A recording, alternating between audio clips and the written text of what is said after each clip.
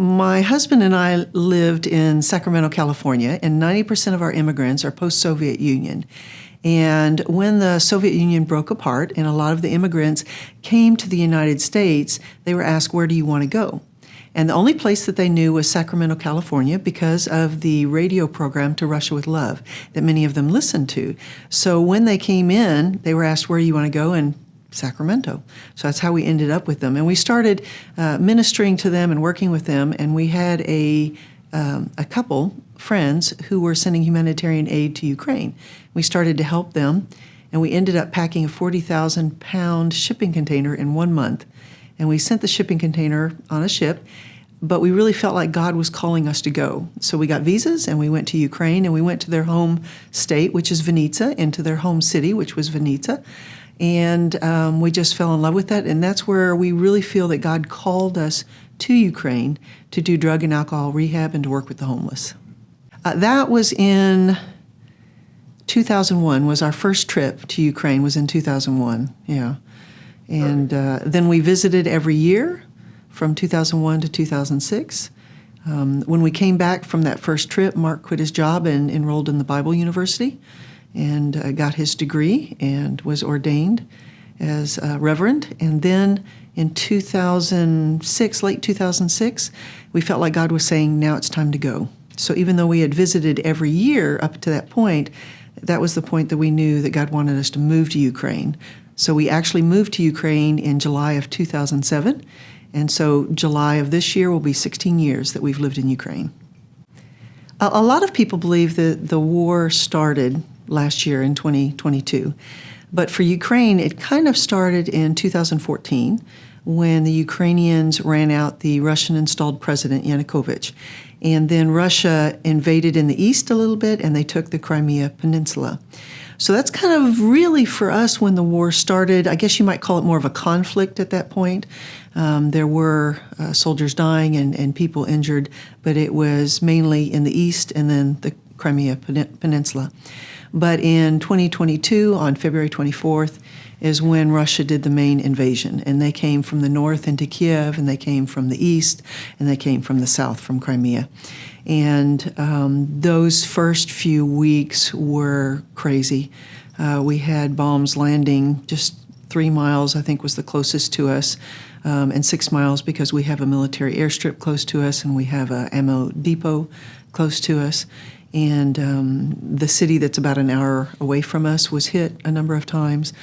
And we all kind of knew where every year Russia plays the war games on our border, and we're always kind of prepared, but we're always hoping that it wouldn't happen. And we were really hoping that it wouldn't happen, but the invasion did occur. And I remember waking up that morning. Mark is an early bird, so he gets up much earlier than me. And he opened the window because he thought he heard thunder.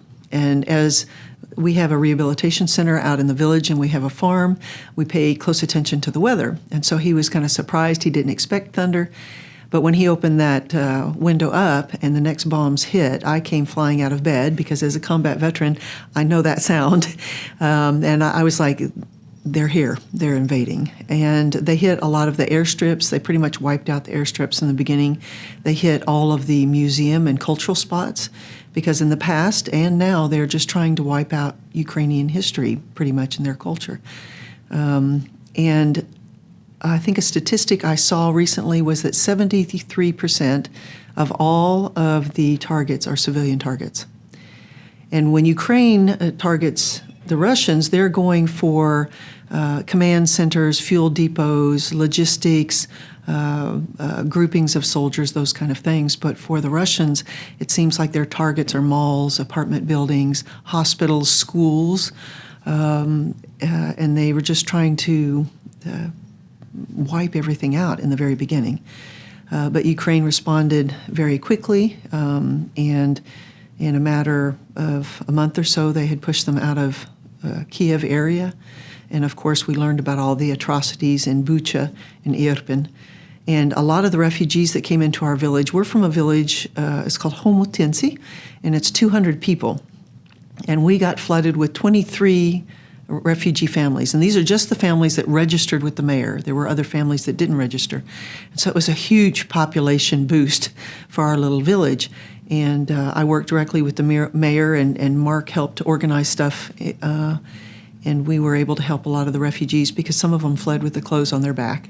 And so we did diapers and silverware and clothes and food and all those kinds of things, and held them as they cried and told us their stories, which was, of course, very, very difficult to hear, but we were able to speak God's love into their life. We were able to encourage them. I remember one lady, she kept saying, I'm so weak, I just ran away from my town.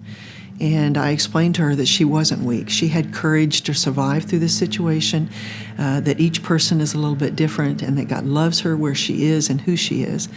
And so just was able to hug on her a lot. So there's a lot of those kind of stories with the refugees that came in the beginning of the war. Our main emphasis is on drug rehabilitation and alcohol rehabilitation. We have a rehabilitation center called House of David, helping the men face the giants in their lives. And we also work with the homeless, and we feed them. We have a street feeding program. And when the war hit, after a couple months, I think it was about May, most of the men in our rehabilitation center left. They went to join the military, and we're keeping track of a lot of them. One of our previous clients who graduated in 2016 was actually killed on the second day of the war. So I communicated a lot with his wife, and they were finally able to bring his body home about 2 months ago, so they could have a proper funeral. But our rehabilitation center kind of emptied out, which isn't bad. It gave us time to do other things, but we do have a lot of animals, pigs and rabbits and turkeys and turkey ducks and geese and chickens and all those kind of things. So Mark and I had to be really hands-on in a lot of those things while we were working toward helping all the different people. We helped the village school quite a bit with laptops and printers and those kind of things, because a lot of families fled, but those children still participated in the school through the internet. And a lot of the children stayed home because schools were a target for the bombing. They didn't want to bring the children into the school. We helped with the medical clinic in our village and another medical clinic where we gave them a cardiogram, a dentist chair, testing equipment for diabetes, those kinds of things, because they were just used to dealing with one or two things, and now they have a large older population in our village that is having panic attacks and stress on their heart. We have all these refugees that have fled and they didn't have their medications with them. So we just really equipped her to handle a lot of those kind of things. Of course, we sent different equipment like first aid kits and axes and shovels and those kind of things to the soldiers. But in the first couple days of the war, my husband and I sat down and prayed. We didn't want to rush out and just start doing things. And we said, God, what is it that you want us to do specifically? And we really felt like he was calling us to focus on our small village, Homotensi, and then the town nearest us, which is about 40,000 people, called Kolanivka. And so that's been our major focus in working with those two different areas. And included in that, of course, because our outreach is to those who are forgotten and lost, the throwaways in society, we have focused for a long time on the prisons and the police, because they're kind of considered the tax collectors of Ukraine society. And in the past, they had a lot of corruption and abuse of power. But in that first stages in 2014, where Ukraine pushed out the Russian-installed president, they started to change. And they have different training programs now, and they're getting better and better. And I'm just really proud of the progress that we've seen in them, but we still wanted to reach out to them. And so when the war first hit, I called our contact in the police in Kolanivka, Vadim, and I said, Vadim, how can we help you? And you have to understand about the Soviet Union and what it instilled in the culture is a lot of suspicion, a lot of caution. They have straight faces in public. They don't really show who they are. And so it takes a long time of loving them without strings attached for them to see that they can open up to you. And so through the years, we have worked to just build those relationships. And when the war happened, and I talked with Vadim, I said, what can we do? And he's like, well, and I said, Vadim, come on, you know that we want to help you. What can we do for you? And he says, well, if you could feed us, because they had gone to 12-hour shifts 7 days a week. And so we fed dinner to the police every night for over 5 months until they went back to their regular schedule. And we didn't feed them just, simple meals. We fed them like they were at the king's table.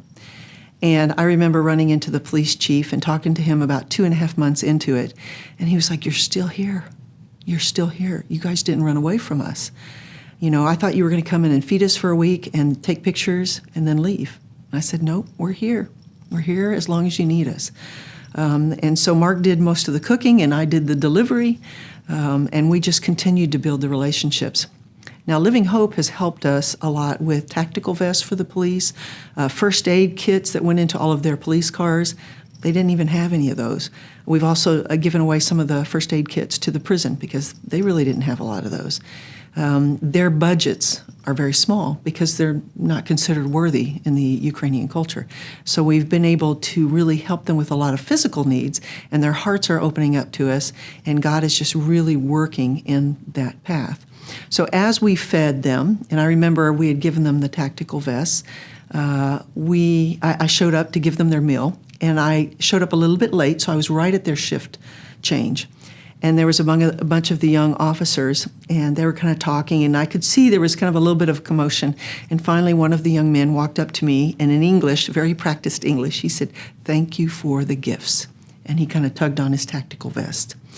And he went back to his buddies, and they were all kind of elbowing him and saying, "Oh, you talked to the American, But the joy on their faces when they got those tactical vests, that they knew that they were going to be able to put all of their added equipment because of the war. You have to understand that the police they're on every roadblock, just like the soldiers are, and they were actually in Kolonivka. There's a group of police officers who are getting ready to be deployed to Kherson, which is an area that Ukraine has taken back. And so they're going to be doing all the criminal investigations of the crimes that were committed, but it's still being bombed a lot. And recently, there was several police officers from another state that had been sent there that were killed. And so I was talking with Vadim just the other day about how they're going to be deployed down there, and they are open to us praying for them. They're telling us prayer requests. They stop and see us anytime they're in our area. They drive through our village. When we see them in the community, we walk up and talk to them, and they expect us to avoid them, in public, but we don't. So they're just really opening, and our relationship with them is really blossoming because of the support that we've been able to give them through the war. And they're now open to possibly some training and talking like on post-traumatic stress disorder, how to deal with victims, trauma victims, how to deal with people who are drunk or have addictions, those kind of things. Yeah. So that's the police part. As far as the prison part, that took a lot longer. And finally in 2021, I was able to get into a prison. And my history is law enforcement, and I worked with the Federal Bureau of Prisons.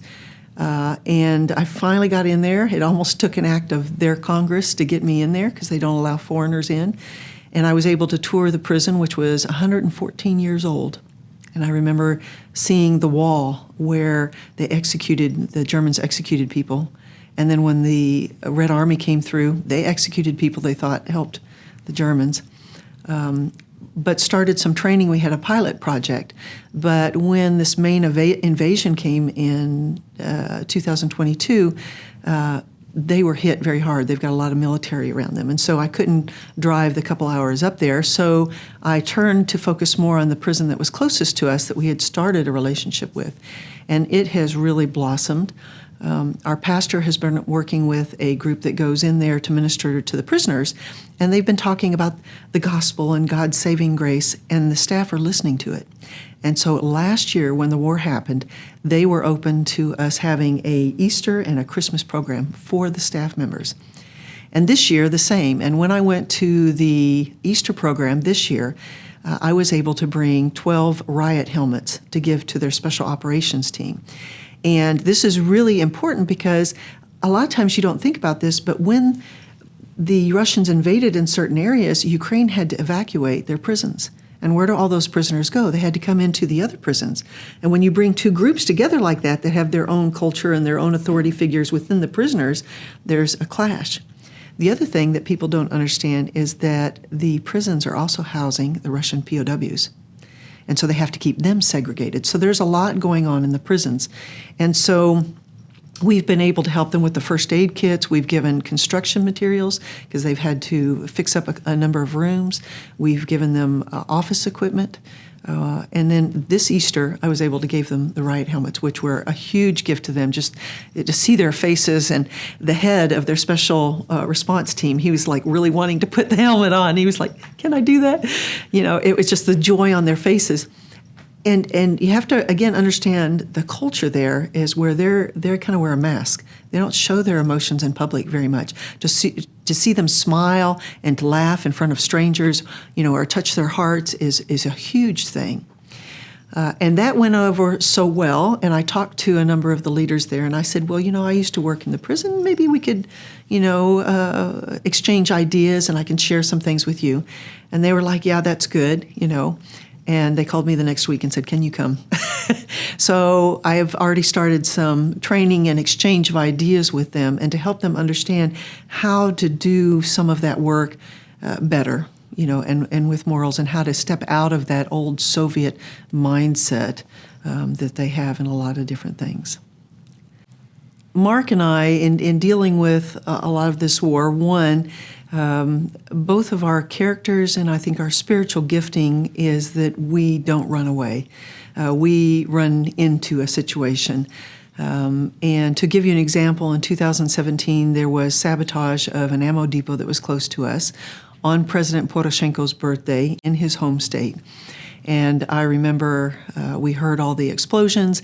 40,000 people are leaving the town of Kolonivka, taking up both sides of the highway, and we're on the shoulder going toward it. And once we saw what was going on, because of my background in anti-terrorism, in the military, in the prisons, we talked about what was going to be happening. And we knew roadblocks were going to be set up, and emergency workers were going to come, and they would need to be fed. So we turned around and went home and started cooking soup. And we took soup out and hot tea and bread. And I remember the first roadblock that we came to with the police. They were deployed from the town of Zhytomyr down into the area because the Kolonivka police officers were getting their families out of the area. And we came to them, and I said, we have food. And they turned to the civilian people who are waiting to maybe get through the roadblock and said, I don't know if they're hungry. And I said, no, I don't think you understand. We're here to feed you. Us? You're here to feed us? I said, yes, as police officers, we're here to feed you. And they almost kind of went into this shock, and they were like, well, what does it cost? I said, it costs nothing. And so my husband, seeing the reaction to what I was telling the police officers, he just started filling up the cups, and we put it in their hands. And when we left, they were just standing there looking at the soup and the hot tea in total shock. Now, these officers were stuck out there for a day and a half, no toilets, no food, no nothing. And so we said, we'll be back in 6 hours. And so we drove around to all the roadblocks and to the firefighters and all the other emergency workers, the soldiers and the police officers who were patrolling the town because no one was there.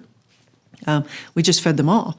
And we were able to do that because we had a relationship with the police already that we had been slowly building with them.